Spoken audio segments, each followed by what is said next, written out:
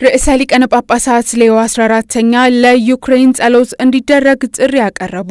ርዕሰ ሊቃነ ጳጳሳት ሌዮ 14ኛ በጦርነትና በከፍተኛ ቀዝቃዛ የአየር ንብረት ምክንያት ለሚሰቃዩት የዩክሬን ሕዝቦች ጸሎት እንዲያደርጉ ጥሪ አቅርበዋል።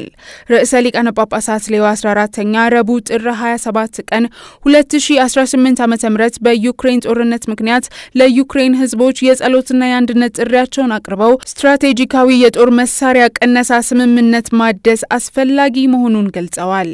ርዕሰ ሊቃነ ጳጳሳቱ ባደረጉት ንግግር በዩክሬን ያሉ ወንድሞቻችንንና እህቶቻችንን በጸሎት እንድንደግፋቸው አሳስባለሁ። ምክንያቱም የዩክሬን ህዝቦችና የተለያዩ የኃይል መሰረተ ልማቶችን በቦምብ ድብደባዎች ከባድ ፈተና እየደረሰባቸው ነው በማለት መልእክታቸውን አስተላልፈዋል።